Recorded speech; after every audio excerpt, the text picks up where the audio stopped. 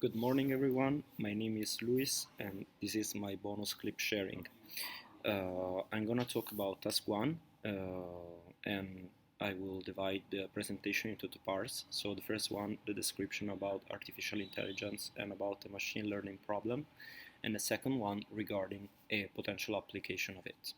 So, as studied during the course, we know that the machine learning problem involves fitting a large amount of data that we call inputs into a model, which is composed of several functions which can be more or less complex, with the goal to predict unseen data.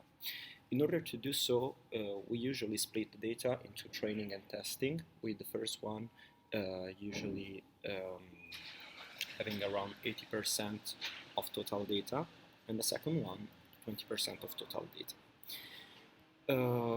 We know that artificial intelligence and machine learning applications are increasing as the amount of data that companies can register and can obtain is higher and higher.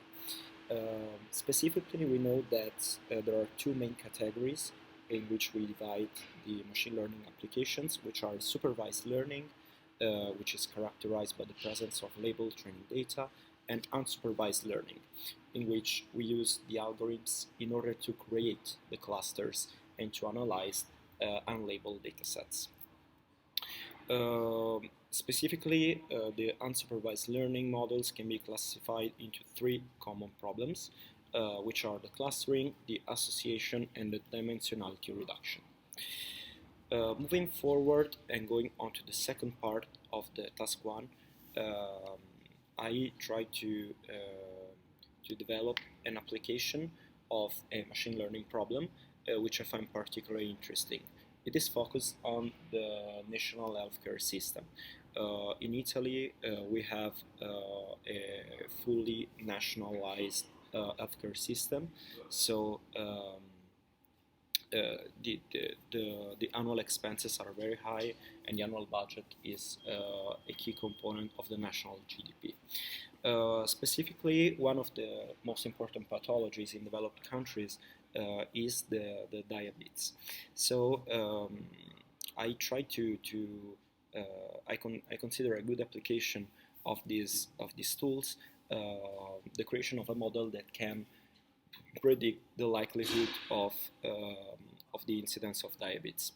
Specifically, the inputs can be the person's age in units, if he or she is an habitual smoker, the frequency of physical activity, the familiarity with diabetes, if the individual is following a proper diet, in the region of origin. This will be, of course, the most important inputs, but we can add further ones if they have statistical significance. As we can see here, the data is labeled, so we're talking about a supervised learning problem, and the output will be in this case the likelihood in terms of percentage of likelihood of the incidence of diabetes. For this task, I thought about a percentage of training data between 18 and 85%, and specifically we will include if the person has or not diabetes. This allows the model to have to be trained in order to detect the likelihood of further examples. Probably the most difficult part of this model will be data collection.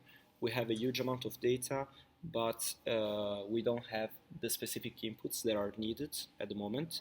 But conducting a survey on a national scale, we can easily find a statistical significance of the sample. I do believe that this task is interesting, but there are also some drawbacks. For example, the fact that the region of origin can be an input which can include some externalities, such as the pollution, which may increase the incidence of a specific region. Um, I do believe that a machine learning model like this could help the national Italian healthcare system to improve the lives of the people and also to reduce the budget expenses for this pathology.